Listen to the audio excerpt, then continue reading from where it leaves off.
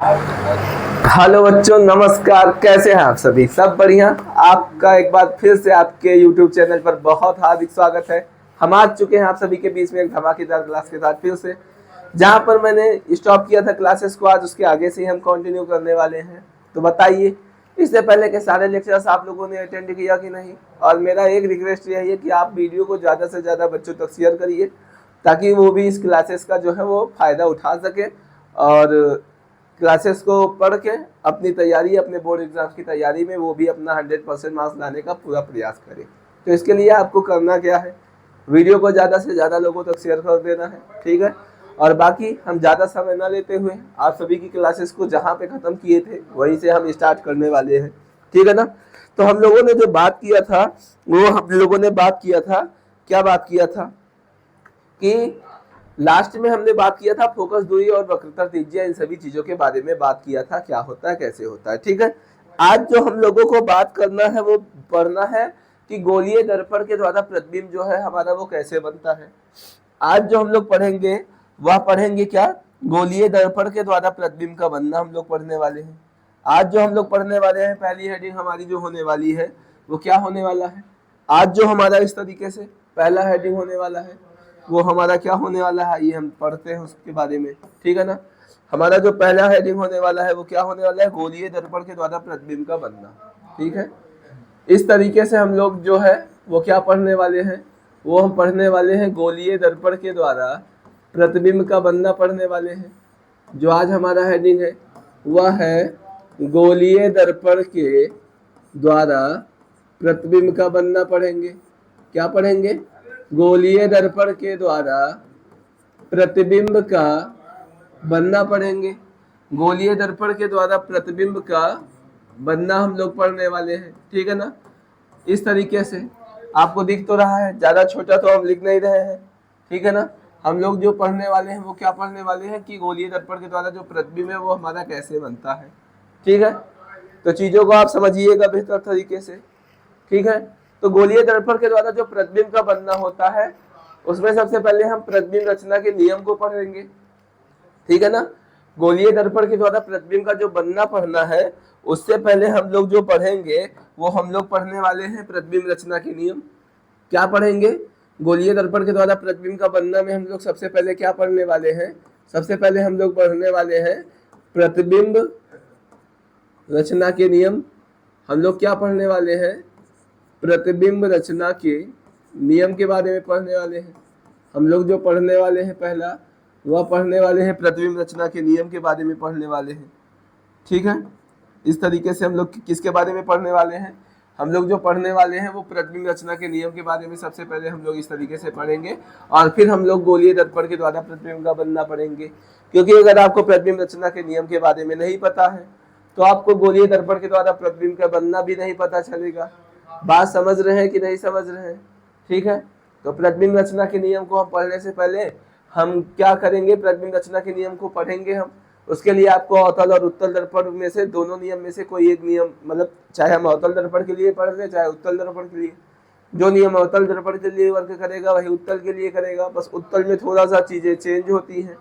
बात समझे कि नहीं समझे।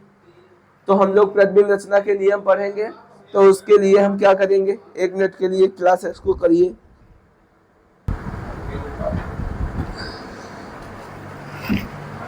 ठीक है, तो इस तरीके से हम लोग क्या करेंगे, आगे की क्लासेस को देखते हैं, ठीक है। तो इस तरीके से हम क्या करेंगे, प्रतिबिंब रचना के नियम को हम पढ़ने वाले हैं। तो उसके लिए आपको चाहे अवतल दर्पण के बारे में आप मान के पढ़ लीजिए, चाहे उत्तल के लिए, बस उत्तल में थोड़ा सा चीजें चेंज होंगी, क्या चेंज होंगी उसको हम आपको बताने वाले हैं बाद में, ठीक है ना। तो पहले हम अवतल दर्पण के बारे में इस तरीके से पढ़ने वाले हैं, क्या होता है हमारा अवतल दर्पण, आइए हम उसको जानने का कोशिश करते हैं, ठीक है। तो हम इस तरीके से क्या करेंगे, हम पढ़ेंगे, ठीक है। देखते हैं कैसे। इस तरीके से सपोज हम यहाँ से क्या करेंगे, एक अवतल दर्पण बनाने का प्रयास करेंगे। क्या बनाने का प्रयास करेंगे, एक हम अवतल दर्पण बनाने का प्रयास करेंगे। कैसे बनेगा आइए देखते हैं, ठीक है ना। तो इस तरीके से हम सपोज एक अवतल दर्पण बना ले रहे हैं,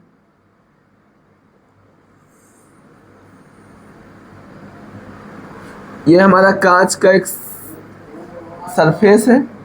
इस तरीके से ये हमारा क्या है, कांच का एक क्या है, ये हमारा सपोज जो है कांच का एक सरफेस है। एक मिनट साइज बना दे रहे हैं, ठीक है। ये इस प्रकार से हमारा क्या है, ये कांच का जो है ये एक सरफेस है इस तरीके से। तो ये इस तरीके से हमारा जो है ये कांच का एक सरफेस है। समझ रहे हैं कि नहीं चीजों को। ये हमारा सपोज एक कांच का क्या है, ये कांच का एक सरफेस है। यहाँ पर इधर हम बना दे रहे हैं, कोई दिक्कत हो तो आपको, ठीक है ना। अब हम करेंगे क्या, इस कांच के सरफेस पर एक साइड हम पॉलिश कर देंगे। इस तरीके से हम क्या कर देंगे, इस कांच के सरफेस पर वन साइड इस तरीके से हम लोग क्या कर देंगे,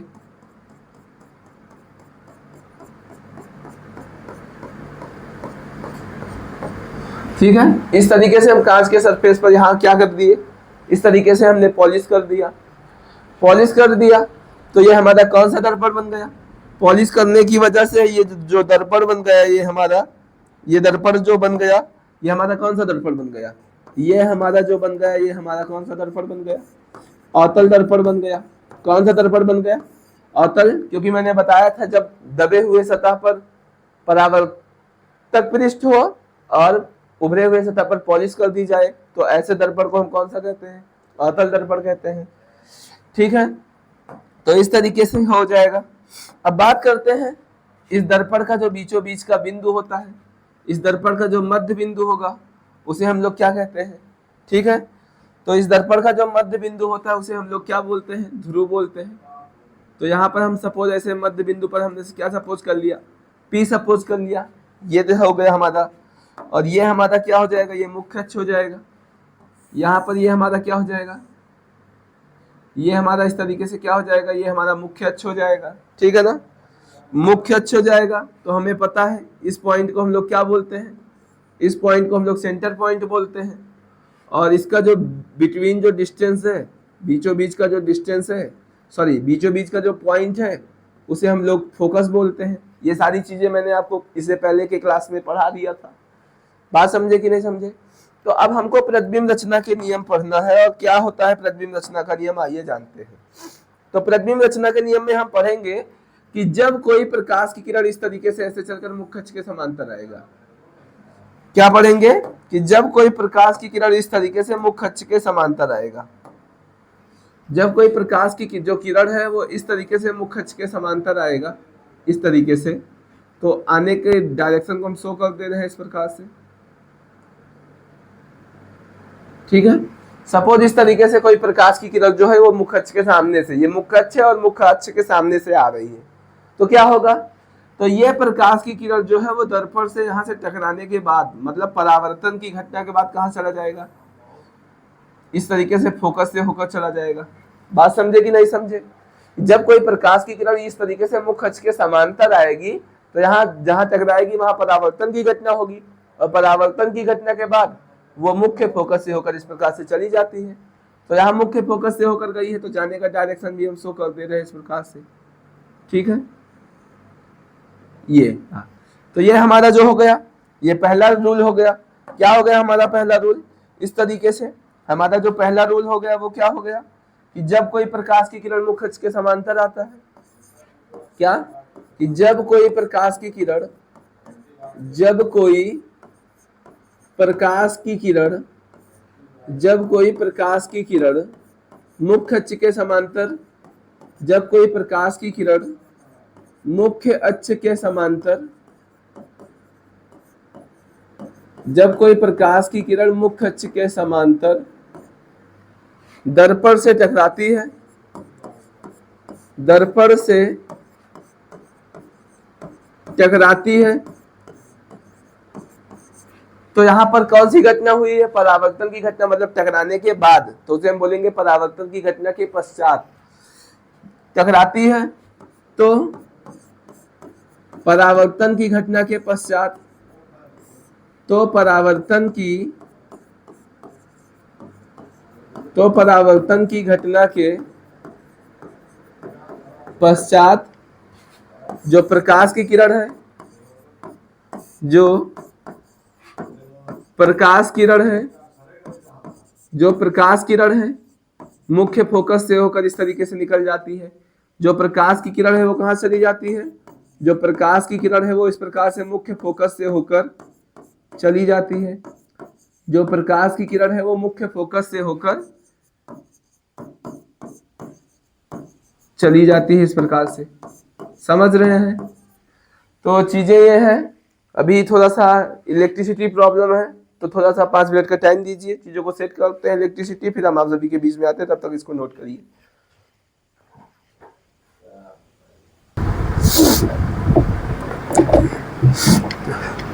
तो इस तरीके से जहां वो चीजें स्क्रीन से हट गई है ना, तो आपने स्क्रीनशॉट अगर नहीं लिया है तो ले लीजिएगा, थोड़ा सा वीडियो 10 सेकंड बैक करके, है ना। तो अब हम जो बात करते हैं वो हमारा पहला रूल था कि जब कोई प्रकाश की किरण मुख्य अक्ष के समांतर आती है तो परावर्तन की घटना के बाद फोकस से चली जाती है। अब इसी तरीके से हम दूसरे रूल को समझते हैं। उसके बाद हम रूल नंबर क्या करते हैं, रूल नंबर हम सेकेंड को समझते हैं। इस तरीके से हम लोग समझते हैं। नेक्स्ट जो है वो रूल नंबर सेकेंड को समझते हैं। रूल नंबर सेकेंड हमारा क्या होता है? नेक्स्ट जो है हम लोग रूल नंबर सेकेंड के बारे में समझते हैं। क्या होता है हमारा रूल नंबर सेकेंड? आइए हम उसके बारे में जानने का कोशिश करते हैं। तो चीज़ों को समझने के लिए आपको ध्यानपूर्वक पढ़ाई भी करना होगा, यहाँ पर इधर उधर करना नहीं है। तो आइए हम समझते हैं रूल नंबर सेकेंड क्या होता है। तो इस तरीके से सबसे पहले हम एक अवतल दर्पण ऐसे बना लेंगे। इस तरीके से हम लोग क्या करेंगे, एक अवतल दर्पण इस तरीके से सपोज कर लेंगे। इस तरीके से हम सपोज एक अवतल दर्पण यहाँ से सपोज कर लेंगे। अवतल दर्पण मतलब क्या होता है? अवतल दर्पण समझते हैं आप कि नहीं समझते हैं? अवतल दर्पण के लिए हमको क्या करना पड़ेगा? अवतल दर्पण के लिए हमको उभरे हुए सतह पर इस तरीके से क्या कर देना है? अवतल दर्पण के लिए इस तरीके से हम उभरे हुए सतह पर क्या कर देंगे? ऐसे पॉलिश कर देंगे। बात समझे कि नहीं समझे? इस तरीके से हम अवतल दर्पण के लिए क्या करेंगे? उभरे हुए सतह पर पॉलिश कर देंगे। ठीक है, तो पॉलिश करेंगे तो हमें पता है किसी भी दर्पण का जो मध्य बिंदु होता है वो हमारा क्या कहलाता है? ध्रुव कहलाता है। ठीक है, इस तरीके से ये हमारा जो है ये जो हमारा ये मुख्य अक्ष हो जाएगा। ठीक है, और यहाँ पर ये पॉइंट जो होता है इस पॉइंट को हम लोग क्या बोलते हैं? इस पॉइंट को हम लोग वक्रता केंद्र बोलते हैं। और इन दोनों का जो बीचों बीच का बिंदु होता है इसको हम लोग क्या बोलते हैं? मुख्य फोकस बोलते हैं। ये सारी चीज़ें मैंने पिछली वीडियो में आपको बहुत अच्छे से समझा दी थी। नहीं समझ में आया है चीज़ें? नहीं, अगर आपने क्लासेस को पढ़ी है तो जाइए पहले पिछली क्लासेस को पढ़िए, फिर यहाँ पर आइए, चीज़ें आपको ज़्यादा अच्छे से समझ में आने वाली हैं।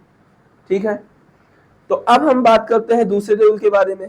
ये हमारा जो है दर्पण वही है जिसको अभी हमने आपको बताया था, अवतल दर्पण। ये हमारा जो दर्पण है ये क्या है? ये हमारा जो दर्पण है ये हमारा अवतल दर्पण है, जिसको इंग्लिश में हम लोग क्या बोलते हैं? जिसको इंग्लिश में हम लोग बोलते हैं कॉनकेव मिरर। जिसको हम लोग इंग्लिश में क्या बोलते हैं? कॉनकेव मिरर बोलते हैं। बात समझे कि नहीं समझे? समझ में आ ही गई होंगी बातें। ठीक है, तो हम बात करते हैं आगे नेक्स्ट टॉपिक पर। क्या होता है हमारा रूल हम समझते हैं पहले। रूल को हम समझने के लिए क्या करेंगे कि जब कोई प्रकाश की किरण पहले रूल में मुख्य अक्ष के समांतर आई थी तो फोकस से गई थी। अब दूसरे रूल में हम सपोज प्रकाश की किरण को फोकस से लेकर आते हैं। एक मिनट,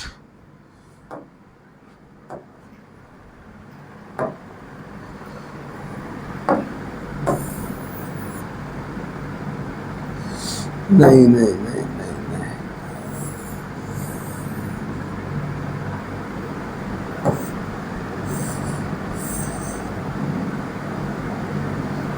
ये तो प्रॉब्लम हो रही है दादा। एक मिनट,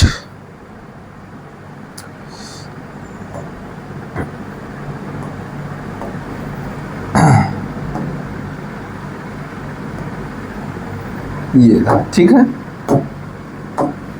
अब जब दूसरे रूल की बात करते हैं हम, तो जब कोई प्रकाश की किरण इस तरीके से सपोज मुख्य फोकस से आता है और यहाँ दर्पण से टकराता है इस प्रकार से, मान लिया दूसरी प्रकाश की किरण जो है इस तरीके से चलकर आई है, तो हम तीर का निशान शो कर दे रहे हैं ताकि पता चले किधर से चलकर आ रही है। ये रहा। तो जब कोई प्रकाश की किरण मुख्य फोकस से होकर आती है तो क्या होगा? यहाँ पर दर्पण से टकराएगी तो यहाँ पर आवर्तन की घटना होगी, और टकराने के बाद वो इस तरीके से क्या होगा? टकराने के बाद वो इस तरीके से मुख्य अक्ष के समांतर जो है वो इस प्रकार से चली जाती है। मतलब जब कोई प्रकाश की किरण मुख्य फोकस से होकर आता है तो वो इस प्रकार से क्या होता है? वो इस प्रकार से मुख्य अक्ष के समांतर चला जाता है। बात समझे कि नहीं समझे? तो इस तरीके से हम क्या करेंगे, तीर का डायरेक्शन शो कर देंगे कि ये इस तरीके से आई है, ऐसे चली गई है। समझे कि नहीं समझे बात को? तो इस तरीके से क्या होता है हमारा दूसरा रूल, जब कोई प्रकाश की किरण मुख्य अक्ष के समांतर आता है तो वो मुख्य अक्ष के समांतर इस तरीके से चला जाता है। मुख्य फोकस से आता है तो मुख्य अक्ष के समांतर चला जाता है। तो लिखेंगे हम क्या, लिखते हैं हम डेफिनेशन को, क्या लिखेंगे कि जब कोई प्रकाश की किरण, जब कोई प्रकाश की किरण, जब कोई प्रकाश किरण कहां से होकर, मुख्य फोकस से होकर, जब कोई प्रकाश की किरण मुख्य फोकस से होकर दर्पण से टकराता है, जब कोई प्रकाश की किरण मुख्य फोकस से होकर, मुख्य फोकस से होकर दर्पण से टकराता है, मुख्य फोकस से होकर दर्पण से टकराता है, तो वह परावर्तन की घटना के पश्चात, तो वह परावर्तन की घटना के पश्चात कहाँ चला जाएगा, तो वह परावर्तन की घटना के पश्चात, मतलब टकराने के बाद, परावर्तन की घटना के पश्चात का मतलब टकराने के बाद मुख्य फोकस से होकर चला जाता है। मुख्य फोकस मीन्स, मुख्य फोकस क्या है हमारा, F से होकर चला जाता है। मुख्य फोकस F से होकर इस प्रकार से चला जाता है, मुख्य फोकस से होकर इस प्रकार से क्या होता है, मुख्य फोकस से होकर चला जाता है। बात समझे कि नहीं समझे? कि क्या होगा अगर कोई प्रकाश की किरण मुख्य फोकस से आएगा तो वो मुख्य अक्ष के समांतर चला जाएगा। इन सारी बातों को आपको ध्यान देना है क्योंकि अभी नेक्स्ट टॉपिक हम लोग पढ़ने वाले हैं गोलीय दर्पण से प्रतिबिंब का बनना, तो उसमें हम चीजों को समझते हैं। अब आइए हम बात करते हैं तीसरे रूल की, ठीक है ना? तो ये चीजें आपको समझ में आ गई हो तो हम बात करें तीसरे रूल की। तो तीसरे रूल की अगर हम बात करें, ठीक है, तो यहाँ से हम क्या करेंगे, तीसरे रूल की बात करते हैं। तो नेक्स्ट पेज पे चलते हैं और हम इस तरीके से तीसरे रूल की बात करते हैं। तो सपोज ये हमने यहाँ पर सबसे पहले अवतल दर्पण इस तरीके से जैसे बनाते हैं, हम इस तरीके से बना लेंगे। यहाँ पर इस तरीके से हम बना के अवतल दर्पण को उस पर क्या कर देंगे, इस तरीके से हम अवतल दर्पण को बना के उसमें सपोज क्या कर दिया, पॉलिश कर दिया। और हम जानते हैं पॉलिश करेंगे तो हमें पता है कि किसी भी दर्पण का जो मध्य बिंदु होता है उसे हम लोग क्या बोलते हैं, ध्रुव बोलते हैं। और इस तरीके से हम क्या करेंगे, इसे हम लोग मुख्य अक्ष सपोज करते हैं। तो इस तरीके से ये हमारा सपोज क्या है, ये मुख्य अक्ष है, ये सपोज हमारा मुख्य अक्ष है, ठीक है। और यहाँ पर हम क्या करेंगे, इस तरीके से हम जानते हैं कि ये पॉइंट हमारा सेंटर पॉइंट होता है और इसका जो मध्य बिंदु होता है उसे हम लोग ये मुख्य फोकस बोलते हैं, एफ। इस प्रकार से समझे कि नहीं समझे? और हमारा जो दर्पण है ये अवतल दर्पण ही है, बार बार लिखने की कोई भी आवश्यकता है नहीं, ठीक है। तो अब हम करेंगे क्या, सपोज कोई प्रकाश की किरण हम लेकर जाते हैं इस तरीके से। सपोज क्या करते हैं, हम कोई प्रकाश की किरण इस तरीके से लेकर चल रहे हैं, ठीक है। तो इस तरीके से अगर कोई प्रकाश की किरण क्या होता है, मानते हैं तीसरे कंडीशन में जब कोई प्रकाश की किरण, तीसरा रूल क्या है, अगर कोई प्रकाश की किरण इस तरीके से वक्रता केंद्र से होकर दर्पण से टकराता है। सपोज इस तरीके से क्या है कि कोई प्रकाश की किरण इस तरीके से वक्रता केंद्र से होकर दर्पण से टकराता है। सपोज इस तरीके से क्या है, कोई प्रकाश की जो किरण है इस तरीके से वक्रता केंद्र से होती हुई दर्पण से टकराई, मीन्स परावर्तन हुआ। यहाँ पर जब कोई प्रकाश की किरण वक्रता केंद्र से आई, दर्पण से टकराई, तो टकराने के बाद वापस होगी, किधर वापस होगी, तो ये जिस डायरेक्शन में आई है, जैसे इधर से चलकर आई है, तो दर्पण से टकराने के बाद को हम बोलेंगे परावर्तन की घटना के बाद ये जिस दिशा से आई है उसी दिशा में क्या हो जाएगा, वापस चला जाएगा। मतलब जब कोई प्रकाश की किरण अगर वक्रता केंद्र से चलकर आएगी तो उसी दिशा में क्या हो जाएगी, वापस चली जाएगी। समझे बात को कि नहीं समझे? तो तीसरा रूल हमारा क्या होगा, तीसरा रूल हमारा होगा जब कोई प्रकाश की किरण वक्रता केंद्र से होकर, क्या होता है तीसरा रूल, कि जब कोई प्रकाश की किरण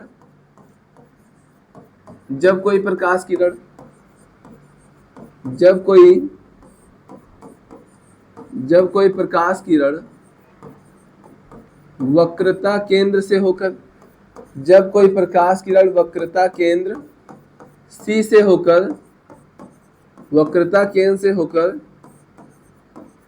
दर्पण से क्या करती है, टकराती है, दर्पण से टकराती है तो वह परावर्तन की घटना के पश्चात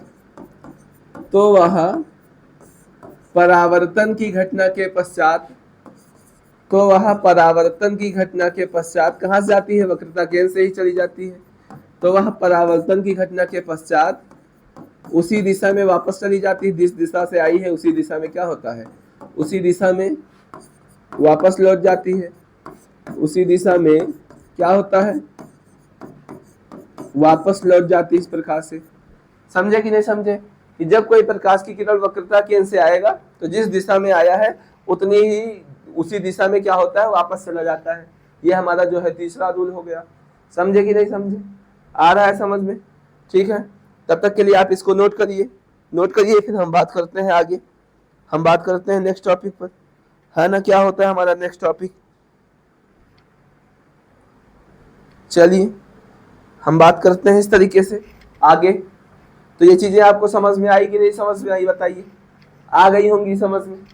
बहुत अच्छे, बताइए हमें फटाफट से। चीजें जहां ना समझ में आए बताइए, कमेंट करिए। कमेंट करेंगे तभी मुझे पता चलेगा। और वीडियो को शेयर करिए सभी बच्चों को, लाइक तो कर ही दीजिएगा। अच्छी लगे तो करिएगा, नहीं अच्छी लग रही तो बिल्कुल भी मत करिएगा, है ना? फॉर्मेलिटी करने की कोई भी आवश्यकता नहीं है। चलिए नेक्स्ट रूल की हम बात करते हैं, नेक्स्ट टॉपिक की हम बात करते हैं। चौथा क्या होता है? चौथा पॉइंट इसका जो है वो क्या होता है? फिर से इसमें हम क्या करेंगे? इस पर हम इस तरीके से यहाँ पर क्या कर देंगे? अवतल दर्पण पर फिर से इस तरीके से हम यहाँ अवतल दर्पण बनाने के लिए इस पर क्या कर देंगे? अवतल दर्पण बनाने के लिए हम इस पर क्या कर दिए? पॉलिश कर दिए। पॉलिश करने के बाद हम लोग जानते हैं, क्या जानते हैं? कि दर्पण का जो मध्य बिंदु होता है, दर्पण का जो मिड पॉइंट इस तरीके से होता है उसे हम ध्रुव बोलते हैं। बिल्कुल ठीक है। और इस तरीके से हमें पता है ये हमारा क्या होता है? ये हमारा मुख्य अक्ष होता है। और इस पॉइंट को हम लोग वक्रता केंद्र बोलते हैं। और इसका जो मध्य बिंदु होता है उसे हम लोग मुख्य फोकस बोलते हैं। बात समझे कि नहीं समझे? चीजें समझ में आ गई होंगी। ठीक है, आगे हम बात करते हैं चौथे रूल की। तो चौथा रूल हमारा क्या होता है समझते हैं कि अगर कोई प्रकाश की किरण इस तरीके से दर्पण के ध्रुव से टकराती है, सपोज कोई प्रकाश की किरण इस तरीके से क्या होता है, एक मिनट कलर को चेंज कर दे रहे हैं ताकि आपको पता चले। ठीक है, कलर हम पहले सेलेक्ट कर ले रहे हैं, कोई कलर, सपोज हमने कलर सिलेक्ट कर लिया। सपोज मैंने इस तरीके से कोई और कलर, अच्छा सा कलर कोई सपोज सिलेक्ट करते हैं। इस तरीके से सपोज मैंने ये कलर कर लिया या फिर मैंने लाइट ग्रीन कर लिया। ठीक है, अब हम क्या करते हैं समझते हैं। अगर कोई प्रकाश की किरण दर्पण के ध्रुव से आकर टकराता है, कहाँ से आता है? अगर कोई प्रकाश की किरण इस तरीके से क्या होगा, दर्पण के ध्रुव से आके टकराता है, तो जिस दिशा से आया है क्या होता है इसमें? सपोज कोई प्रकाश की किरण दर्पण के ध्रुव से आता है, ऐसे टकराता है, तो ये क्या होगा? ये जितना कोण बना के आया है, ये प्रकाश की किरण इस तरीके से जितना कोण बना के आएगा, ये आपतन कोण हमारा हो जाएगा, मीन्स आई हो जाएगा। तो जितना कोण बना के आया है ये उसी तरीके से क्या होगा?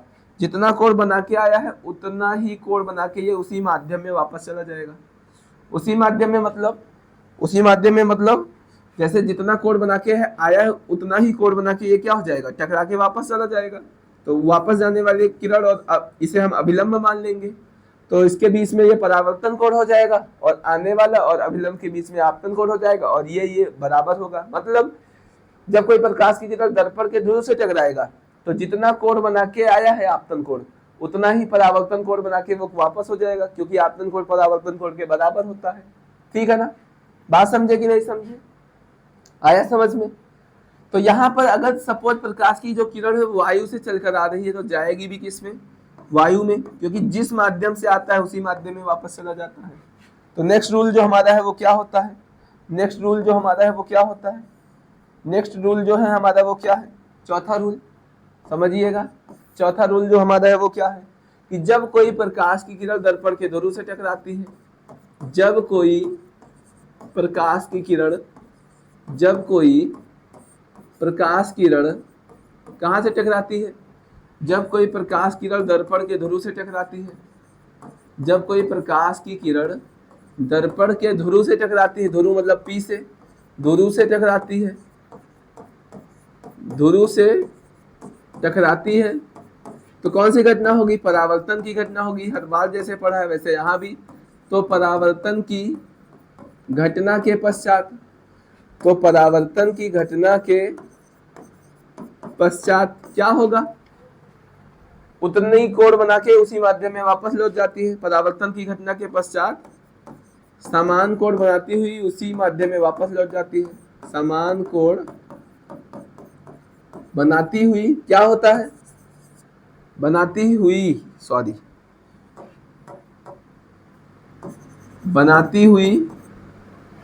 उसी माध्यम में वापस लौट जाती है। बनाती हुई उसी माध्यम में वापस लौट जाती है। बनाती हुई उसी माध्यम में क्या होता है? वापस लौट जाती है, इस प्रकार से। ठीक है, मतलब आई आर के हमारे क्या होगा? इक्वल होगा। तो ये चीजें जो है हमने समझी, इस तरीके से चीजों को हमने समझा। सबसे पहले हमने एक रूल जो है वो निकल गया है, डिलीट हो गया है, तो उसको आपको वीडियो में पिछले भी मतलब 10 सेकंड आप मैंने बोला था स्टार्ट में, बैक करके देख लेना, वहां से मिल जाएगा पहला रूल। ये हमारा दूसरा रूल है कि फोकस से आती तो मुख अक्ष के समांतर चली जाती है। तीसरा रूल है वक्रता केंद्र से आती तो उसी दिशा में वापस चली जाती है। और चौथा कंडीशन है जो दर्पण के ध्रुव से टकराती है तो इस तरीके से समान कोण बनाते हुए उसी दिशा में माध्यम में वापस चली जाती है। समझे कि नहीं समझे? चलिए आगे हम बात करते हैं। अगर सेम काम इसी तरीके से हमको अवतल दर्पण में करना है, लेकिन जब अवतल दर्पण के बारे में हम बात करेंगे तब हम समझेंगे क्या होता है। ठीक है, तो नेक्स्ट हेडिंग जो हमारी होने वाली है वो क्या होने वाली है? नेक्स्ट हेडिंग जो हमारा होने वाला है वो क्या होने वाला है, आइए हम जानते हैं। तो नेक्स्ट हेडिंग जो हमारी है वो इस तरीके से है, अवतल दर्पण। मैंने कहा था गोलीय दर्पण से प्रतिबिंब का बनना, तो एक बार हम अवतल दर्पण के लिए पढ़ेंगे और एक बार हम उत्तल दर्पण के लिए पढ़ेंगे। लेकिन उससे पहले हम एक चार्ट आपको पढ़ाएंगे। हेडिंग हमारी जो है वो क्या है? हेडिंग जो है वो अवतल दर्पण के द्वारा प्रतिबिंब का बनना है हमारा। हेडिंग जो है हमारी वो क्या है? हेडिंग है हमारी अवतल दर्पण के द्वारा प्रतिबिंब का बनना। एक मिनट, हेडिंग है हमारी अवतल दर्पण के द्वारा प्रतिबिंब का बनना।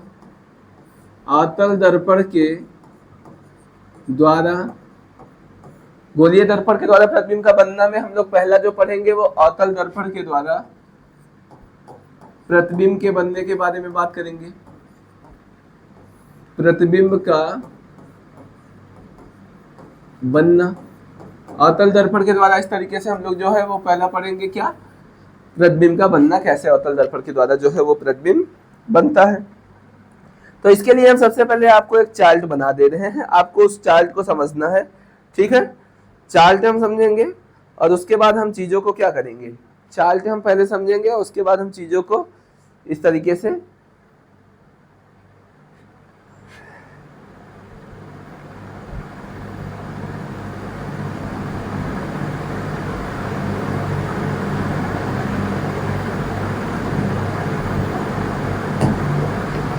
ठीक है। इसमें हम सबसे पहले क्या करेंगे? एक चार्ट को इस तरीके से हमको पढ़ना है।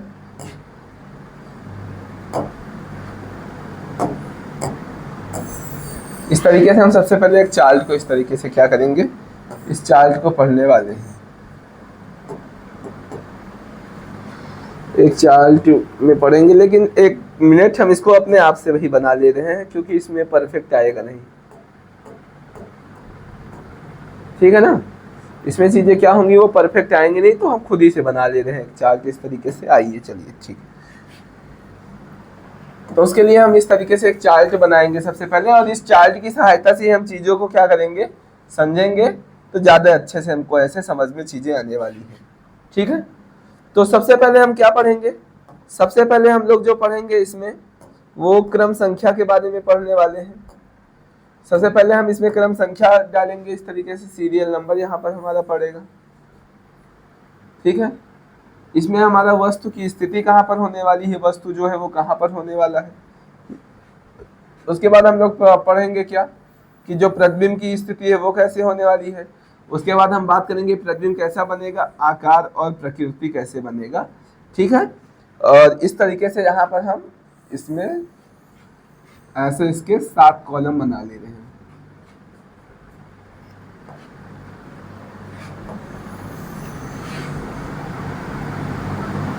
ठीक है, इस तरीके से हम इसके कितने कॉलम बना ले रहे हैं, 7 कॉलम बना ले रहे हैं।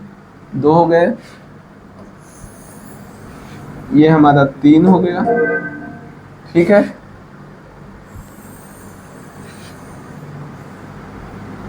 ये हमारा सपोज 4 हो गया।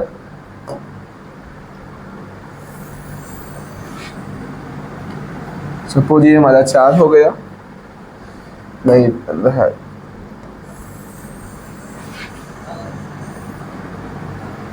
चार हो गए इस तरीके से। सपोज ये हमारा 5 हो गया, 1 2 3 4 5, और एक ये हमारा हो गया 6।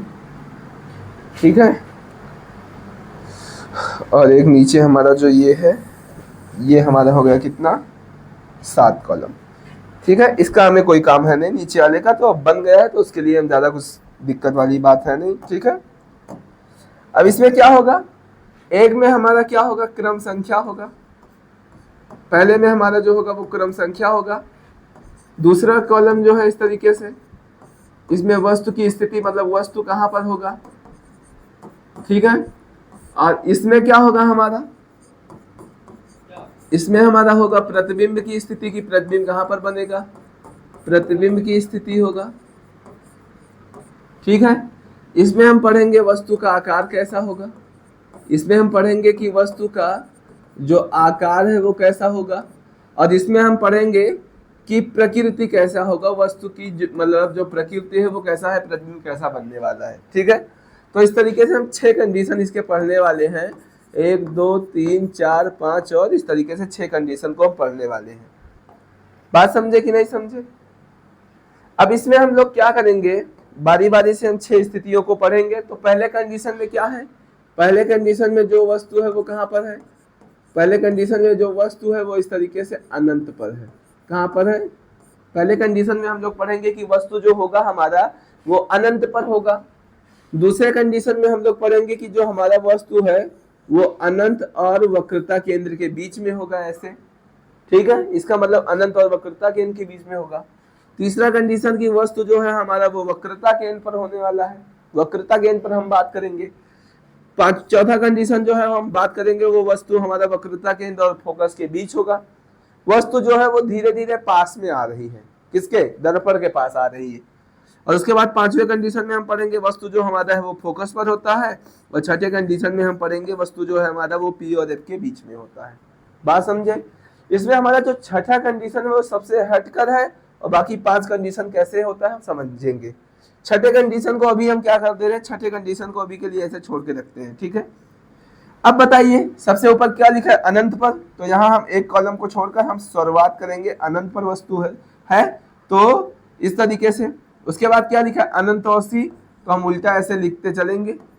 फिर क्या लिखा है, सी लिखा है। फिर क्या लिखा है, सी और एफ लिखा है। और इस तरीके से फिर हमारा क्या लिखा है, एफ लिखा है, तो यहाँ हम एफ लिख देंगे। मतलब जब वस्तु अनंत पर होगा तो प्रतिबिंब फोकस पर बनेगा, उल्टा अनंत और सी पर है वस्तु तो सी और एफ पर बनेगा प्रतिबिंब। वस्तु वक्रता केंद्र पर है तो प्रतिबिंब भी वक्रता केंद्र पर बनेगा। वस्तु वक्रता केंद्र और फोकस के बीच है तो प्रतिबिंब हमारा अनंत और सी के बीच में बनने वाला है, और वस्तु फोकस पर है तो प्रतिबिंब हमारा अनंत पर बनने वाला है। तो इससे हम क्या होगा कि हमको चीजें पता रहेंगी कि प्रतिबिंब जो है वो कहाँ पर बनना है, तो चीजें हमारे लिए आसान हो जाएंगी। ये 4 के इसलिए आपके बहुत ज्यादा इंपॉर्टेंट है। अब हम बात करते हैं कैसा कैसा प्रतिबिंब बनेगा। तो जब वस्तु अनंत पर होगा तो प्रतिबिंब फोकस पर बनेगा, तो वस्तु का जो आकार होगा वो कैसा होगा, वस्तु का जो आकार है वो हमारा किस आकार का होगा, वस्तु का आकार जो है हमारे वो बिंदु आकार का होने वाला है ना, बिंदु आकार का प्रतिबिंब बनेगा इस तरीके से हमारा। ठीक है, उसके बाद जब वस्तु सी और एफ के बीच में होगा तो प्रतिबिंब जो है वो हमारा कैसा बनेगा, प्रतिबिंब जो है वो वस्तु से छोटा बनने वाला है। प्रतिबिंब जो है वो हमारा वस्तु से छोटा बनेगा। समझे कि नहीं समझे, कैसे बनेगा हम बना के बताते हैं अभी नेक्स्ट टॉपिक पर। सी और सी पर होगा तो हमारा जो वस्तु के बराबर प्रतिबिंब बनेगा, हमारा जो प्रतिबिंब बनेगा वो क्या बनेगा, वस्तु के बराबर बनने वाला है इस प्रकार से। ठीक है, उसके बाद जब अनंत और सी पर बनेगा प्रतिबिंब तो वस्तु से बड़ा बनने वाला है। कैसे बनने वाला है, वस्तु से बड़ा बनने वाला है। लेकिन जब अनंत पर बनेगा तो वस्तु से बहुत बड़ा प्रतिबिंब बनेगा, ठीक है ना। और हम इस तरीके से अगर बात करें प्रकृति की, तो सारे प्रतिबिंब जो है हमारे क्या होंगे, वास्तविक होगा। और वास्तविक कैसा होता है, वास्तविक जो है इस तरीके से उल्टा होता है। तो सारे प्रतिबिंब जो है हमारे वो कैसे बनेंगे, वास्तविक और उल्टा बनने वाला है। लेकिन अगर हम बात करें छठे कंडीशन की, तो छठा कंडीशन सबसे हटके है, इसलिए हम इसको हटके लिख दे रहे हैं कि जब वस्तु ध्रुव और फोकस के बीच में होगा तो प्रतिबिंब हमारा कहाँ बनेगा, प्रतिबिंब जो हमारा है वो दर्पण के पीछे बनेगा। प्रतिबिंब हमारा कहाँ बनेगा, दर्पण के पीछे बनेगा।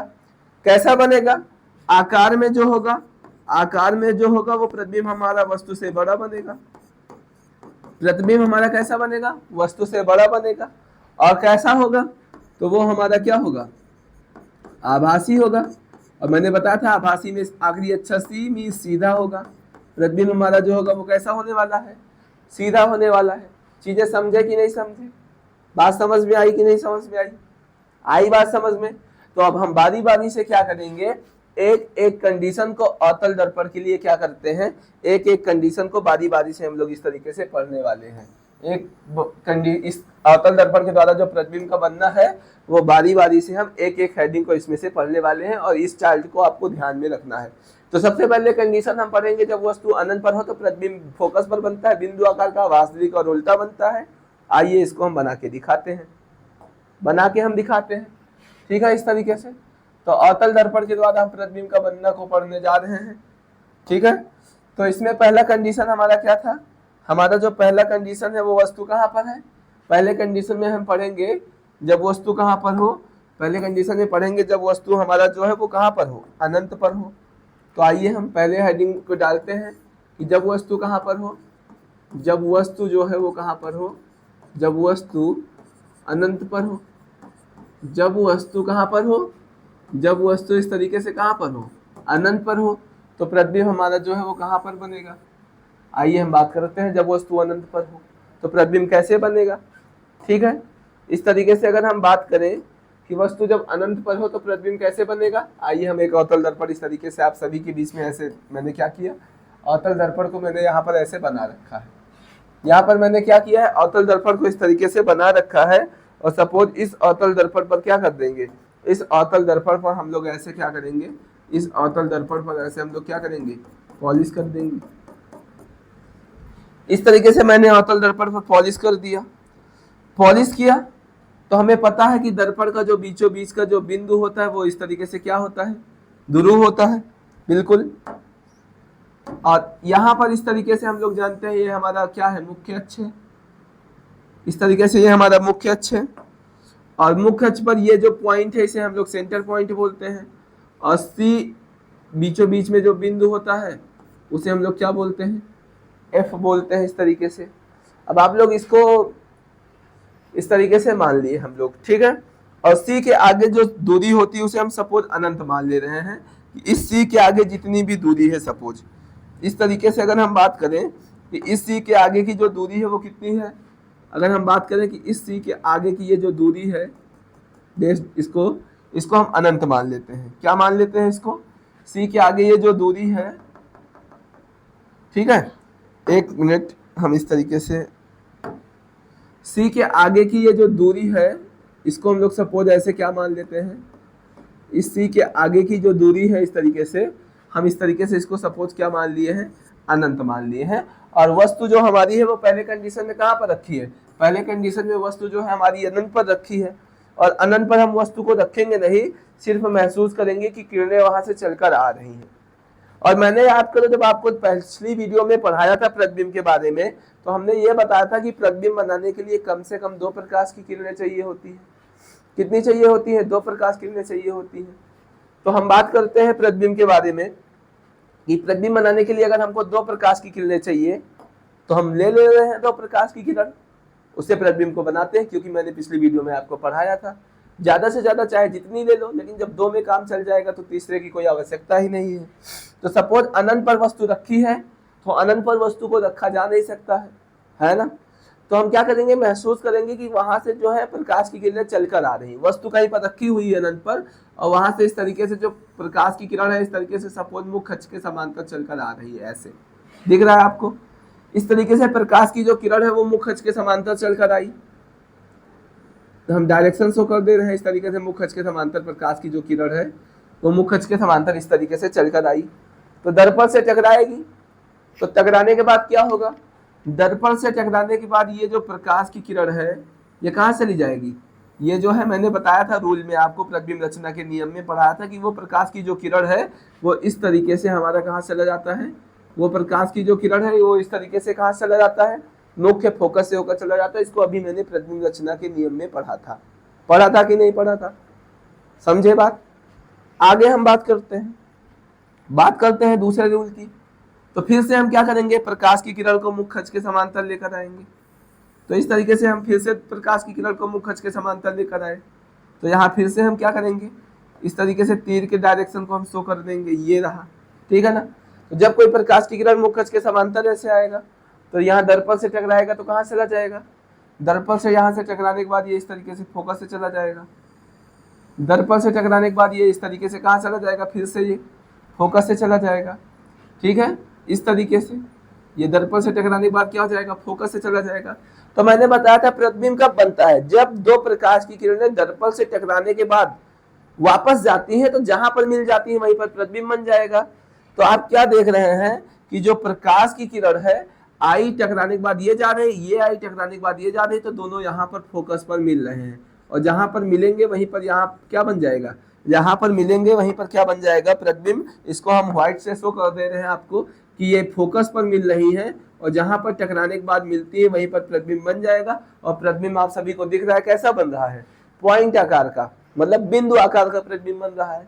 तो अभी थोड़ी देर पहले हम लोगों ने इसमें क्या पढ़ा था कि जब वस्तु अनंत पर होता है तो प्रतिबिंब कैसा बनता है, आकार में बिंदु आकार का। कहां पर बनता है, फोकस पर बनता है। तो देखिए कहां पर बन रहा है प्रतिबिंब, फोकस पर बन रहा है और वास्तव में किरणें मिल रही, इसलिए वास्तविक है, और वास्तविक हमारा उल्टा होता है, समझे कि नहीं।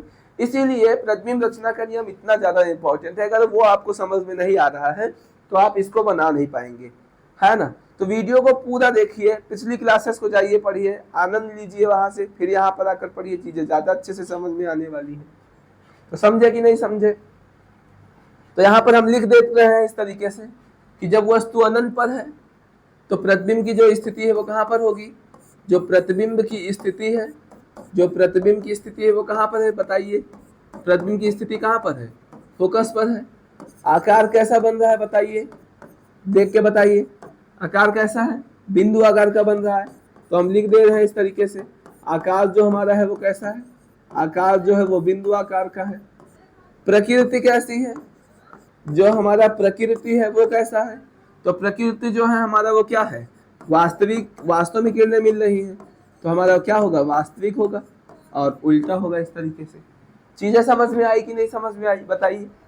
आ गई आपको चीजें समझ में, तो आ गई हैं तो बहुत अच्छी बात है। अगर नहीं समझ में आई तो हम आपको समझाने का प्रयास करते हैं, बताइए चीजें आपको समझ में आई कि नहीं समझ में आई, बताइए जरा सा, चीजें आपको आई कि नहीं आई।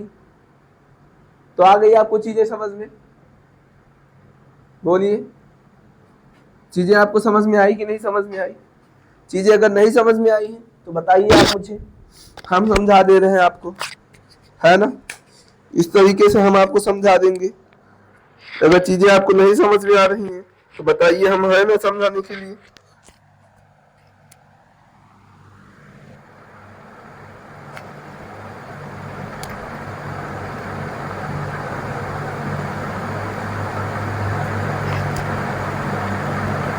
ठीक है, अगर चीजें नहीं समझ में आई है तो बताइए, हम आपको समझा देंगे, बताइए, आया ना। चलिए आगे नेक्स्ट टॉपिक पर हम बात करते हैं, दूसरे कंडीशन पर। दूसरा कंडीशन हमारा क्या है, जब वस्तु अनंत और सी के बीच में हो, मतलब अनंत और वक्रता केंद्र के बीच में हो।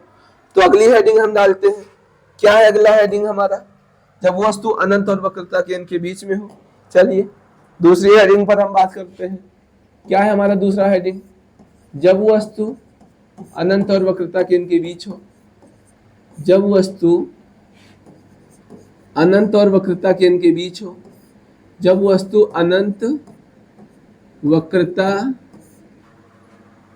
केंद्र के बीच हो, अनंत और वक्रता केंद्र के बीच हो इस प्रकार से, है ना, मतलब अनंत और वक्रता केंद्र के बीच इस तरीके से हो, तो हमारा क्या होगा, जब वस्तु हमारा अनंत और वक्रता केंद्र के बीच में हो इस तरीके से, तो हमारा क्या होने वाला है, हमारा जो है वो इस तरीके से क्या होने वाला है, आइए हम लोग देखते हैं। तो इस तरीके से हमने क्या बना लिया, सबसे पहले हमने इस तरीके से एक अवतल दर्पण बनाने का प्रयास कर रहे हैं। कब बनेगा अवतल दर्पण, जब हम इस पर पॉलिश इस प्रकार से कर देंगे, ठीक है ना, जब हम इस पर पॉलिश कर देंगे। अब हम क्या करते हैं, यहाँ पर थोड़ा सा हम लेंथ को मेजर करेंगे, ठीक है ना, क्या करेंगे हम कि हम लेंथ को मेजर करेंगे। कैसे मेजर करेंगे, इस तरीके से। इससे फायदा क्या है, इससे हम जो पॉइंट सपोज करेंगे वो पॉइंट एकदम परफेक्ट हो जाएगा। तो इस तरीके से 12 सेंटीमीटर का ये है, तो हमें पता है हम लोग क्या कह सकते हैं कि हम लोग ऐसे 6 सेंटीमीटर पर यहाँ कहीं पर हमारा क्या सपोज हो जाएगा, हमारा यहाँ पर ध्रुव को हम सपोज कर लेंगे। बात समझे कि नहीं समझे। और जहां पर हम ध्रुव को सपोज करेंगे वहां से हम क्या करेंगे, एक मिनट,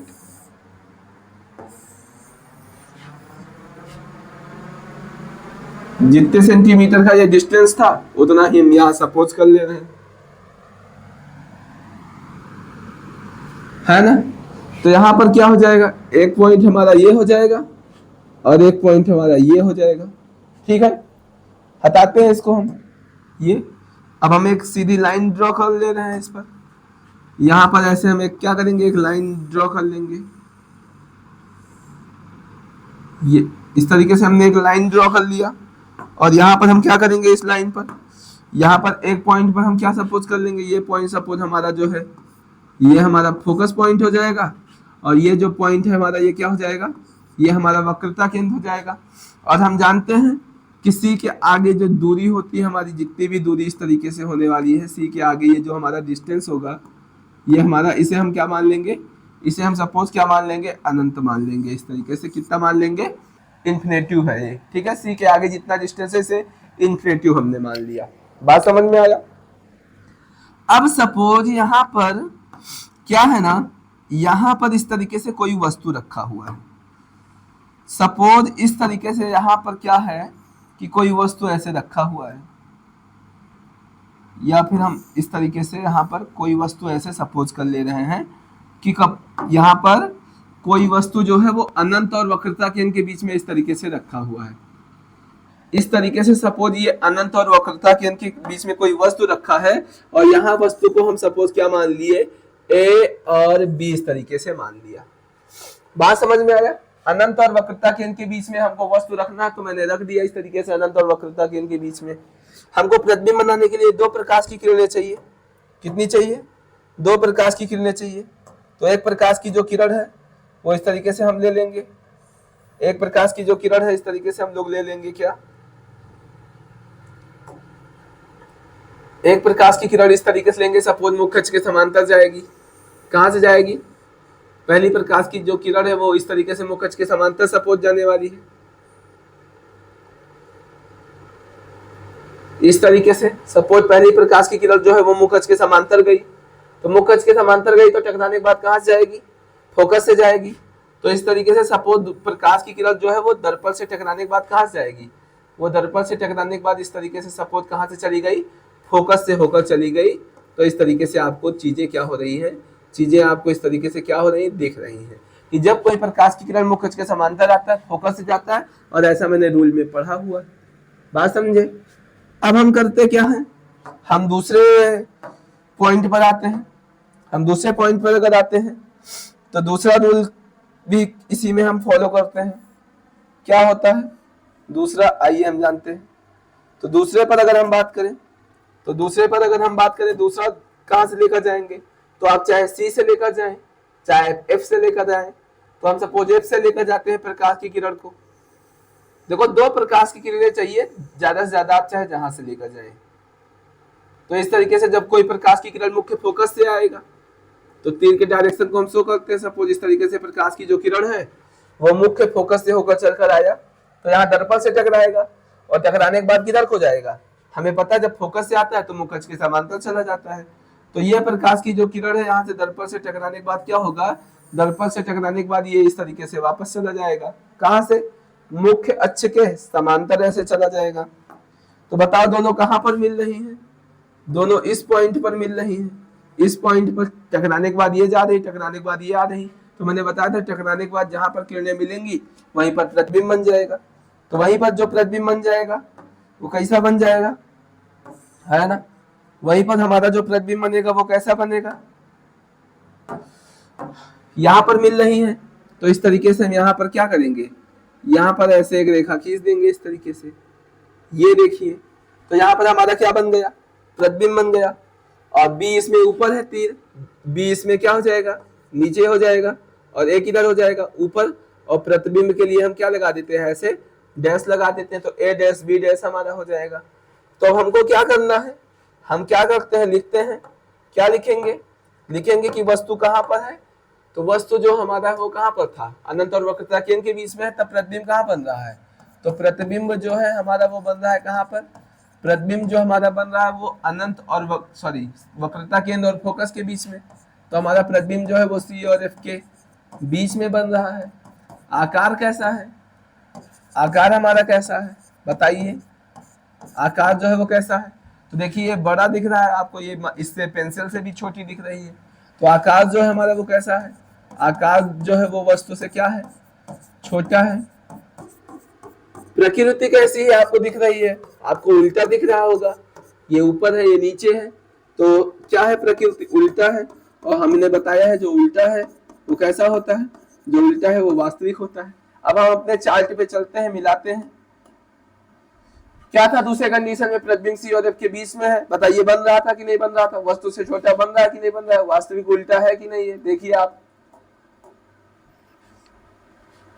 देखिए आप, चीजें वही बन रही है कि नहीं बन रही है। सी और एफ के बीच में प्रतिबिंब बन रहा है कि नहीं बन रहा है, वस्तु से छोटा बन रहा है कि नहीं बन रहा है, बताइए। तो चीजें आपको समझ में आई कि नहीं आई, बताइए। आ गई होंगी तो अच्छा है, नहीं आई है तो फिर हम फिर से समझाने का प्रयास करेंगे। तो चीजें आपको समझ में आई, आ गई हो तो हम तीसरे कंडीशन पर बात करते हैं कि जब वस्तु वक्रता केंद्र पर हो। चलिए बात ही करते हैं, ज्यादा समय लेना नहीं चाहेंगे, ठीक है। तो जब वस्तु कहाँ पर हो, तीसरे कंडीशन में हम बात करें, तीसरे कंडीशन में अगर हम बात करें तो जब वस्तु वक्रता केंद्र पर हो, जब वस्तु कहाँ पर हो, जब वस्तु वक्रता केंद्र पर हो, जब वस्तु कहाँ पर हो, जब वस्तु हमारा कहाँ पर हो, वक्रता केंद्र पर हो, जब वस्तु कहाँ पर हो, वक्रता केंद्र पर हो। इस तरीके से जब हमारा जो वस्तु है वो कहाँ पर है, जब वस्तु वक्रता केंद्र पर हो तो प्रतिबिंब कहाँ पर बनेगा। तो फिर से हम करते हैं, ठीक है। तो इस तरीके से हम सबसे पहले अवतल दर्पण बनाने का प्रयास करते हैं, जैसे हर बार करते हैं, ठीक है। तो इस तरीके से हम क्या करेंगे, एक अवतल दर्पण इस तरीके से बना लेंगे। और फिर से हम आपको स्केल से क्या करते हैं इसको, ठीक है, इसको हम चीजें आपको ऐसे हम मेजर करके बताने का प्रयास कर रहे हैं। तो आपका चित्र कैसे बढ़िया बनने वाला है, तो आपका चित्र जो गलत हो नहीं सकता है। जैसे ये डिस्टेंस हम लोग मेजर करते हैं तो हमें दिख रहा है कि ये डिस्टेंस जो है 12 सेंटीमीटर का है, ये जो डिस्टेंस है 12 सेंटीमीटर का है। तो हम क्या करेंगे, आधे पर पी सपोज कर लेंगे इस तरीके से। तो यहाँ पर हम सपोज क्या सपोज कर लेंगे, पी। अब इसको हटाएंगे हम ऐसे, ठीक है, इस तरीके से, और इसको ले जाके 12 ही सेंटीमीटर का हम ये खींचने का प्रयास करेंगे मुख्य अक्ष, ठीक है। तो एक पॉइंट हमारा जो हो जाएगा ये हो जाएगा, ठीक। और दूसरा हमारा आधे पर, 12 का आधा क्या होता है, 6 होता है। 6 पर हम किसको मान लेंगे, फोकस को मान लेंगे। तो चलिए ऐसे हम मुख्य अक्ष को खींच दे रहे हैं, यहां से इस तरीके से हम क्या खींच दे रहे हैं, मुख्य अक्ष हम खींच दे रहे हैं। यहां से इस तरीके से हमने ऐसे क्या किया, एक मुख्य अक्ष खींच दिया। और हम मुख्य अक्ष खींचे तो मुझे पता है हम लोगों को कि ये हमारा सी होता है, ये हमारा जो है ये हमारा एफ होता है, फोकस होता है, समझे कि नहीं। और अब वस्तु को वो कहाँ पर रखना है, अब वस्तु को हमको कहाँ पर रखना है, अब जो वस्तु है हमको उसको वक्रता केंद्र पर रखना है इस प्रकार से। तो हम वस्तु को क्या करते हैं, चलते हैं, हम वस्तु को रखते हैं कहाँ पर, हम वस्तु को रखेंगे इस तरीके से वक्रता केंद्र पर।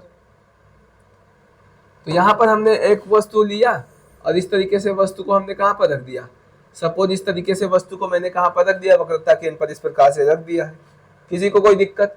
अब हमको सपोज प्रतिबिंब बनाना है, तो प्रतिबिंब बनाने के लिए हमें क्या चाहिए, 2 प्रकाश की किरणें चाहिए होती हैं। कितनी किरणें चाहिए होती है प्रतिबिंब बनाने के लिए?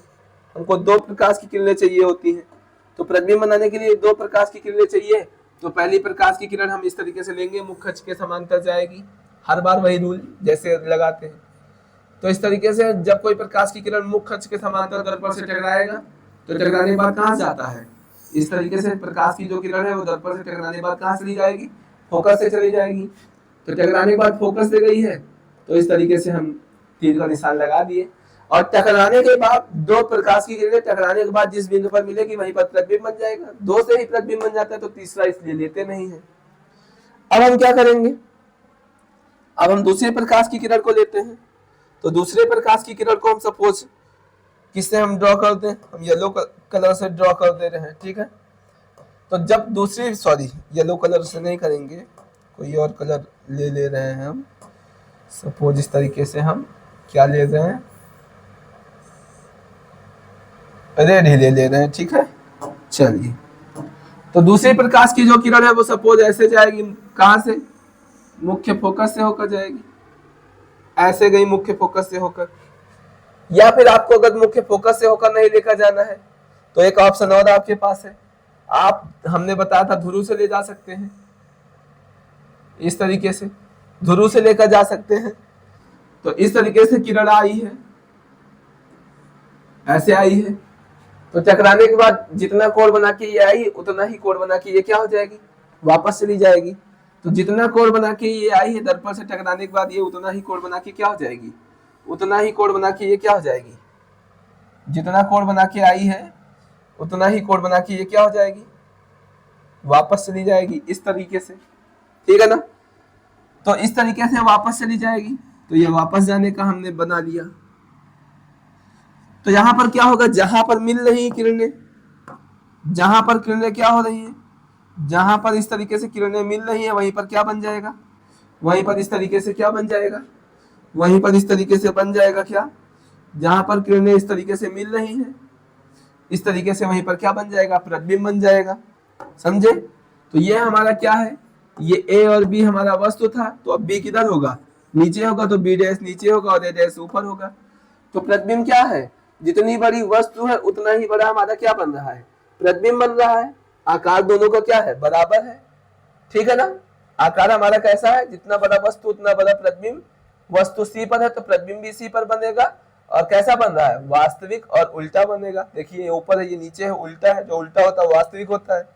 तो जो चार्ट हम लोग पढ़े थे, बताइए उसको फॉलो कर रहा है कि नहीं कर रहा है। तो हम लिख देंगे यहाँ पर, जो प्रतिबिंब है वो कहाँ पर बन रहा है, तो प्रतिबिंब जो है वो कहाँ पर बन रहा है, सी पर बन रहा है। आकार कैसा है प्रतिबिंब का, तो आकार जो हमारा है वो कैसा है, बराबर है वस्तु के। आपको थोड़ा सा चित्र में बड़ा दिख रहा होगा, लेकिन आप लोग बनाएंगे तो वो सही परफेक्ट आएगा, बराबर होगा। प्रकृति कैसी होगी, प्रकृति जो है वो उल्टा बन रहा है, और जो उल्टा है हमारा वो कैसा होता है, जो उल्टा है हमारा वो क्या होता है, वो हमारा वास्तविक होता है। समझे कि नहीं समझे चीजें। तो इस तरीके से अब हम बात रही कोण की, तो कोण को आप लोग मेजर कर सकते हैं। यहाँ पर ये जो एंगल है और ये एंगल जो है हमारा, ये आई होगा और ये आर होगा। ये एंगल आपस में क्या होना चाहिए, आई जो है वो हमारा क्या होना चाहिए, आर के बराबर होना चाहिए। कब, जब अगर कोई प्रकाश की किरण इस तरीके से कहां पर आ रही है, पी से आकर टकरा कर वापस आ रही है। मैंने चौथे रूल में पढ़ा था, बात समझे कि नहीं समझे। तो चीजें आपको इस तरीके से समझ में आ गई होंगी, ठीक है। तो इस तरीके से चीजें समझ में आ गई हैं। तो आज को हम 3 ही टॉपिक को पढ़ा के जा रहे हैं, बाकी 3 को हम नेक्स्ट डे आकर पढ़ा रहे हैं। तो इतनी चीजें आप क्या करेंगे, इतनी चीजों को जाएंगे आप अच्छे से। जितनी चीजें मैंने पढ़ाई हैं आज, इसको जाकर आप अच्छे से प्रैक्टिस करेंगे, और इसके बाद हम आगे की क्लासेस पर बात करते हैं नेक्स्ट डे, ठीक है। और आज आप सभी को पता है, आज जो है वो गणतंत्र दिवस है। तो आप सभी को गणतंत्र दिवस की हार्दिक शुभकामनाएं हमारी तरफ से। जितने लोग देख रहे हैं, आप सभी को गणतंत्र दिवस की बहुत बहुत हार्दिक शुभकामनाएं। आप अपने स्कूलों में सेलिब्रेट करिए, हम आपके साथ सेलिब्रेट करते हैं, ऑनलाइन बनाते हैं इसी पर हम एक वीडियो और इस पर हम बात करते हैं। गणतंत्र दिवस के ही बारे में हम बात करने वाले हैं, ठीक है। तो तब तक के लिए मुझे इजाजत दीजिए। आप सभी हंसते रहिए, मुस्कुराते रहिए। जाते जाते यही कहेंगे कि मुखड़े पर धूल लगी माना, माथा फूटा माना लेकिन, गालों पर थप्पड़ खाए हैं जबड़ा टूटा माना लेकिन। माना की सांसें उखड़ रही पर धक्का लगता धड़कन से, तो मान लिया है कांप गया है पूर्ण बदन अंतर मन से। पर आंखों से अंगारों में नथनों से तूफान लाऊंगा, मैं गिर गिर कर धरती पर हर बार खड़ा हो जाऊंगा। मुट्ठी में भींच लिया तारा, तुम नगर में ढोल पिटा दो जी। अंधेरे हो लाख घने पर अंधेरे, अंधेरे हो लाख घने पर अंधेरे अनंत नहीं, गिर जाना मेरा अंत नहीं। ठीक है ना। तो इसी शुभकामनाओं के साथ आप सभी हंसते रहिए, मुस्कुराते रहिए। मुझे इजाजत दीजिएगा। धन्यवाद दोस्तों।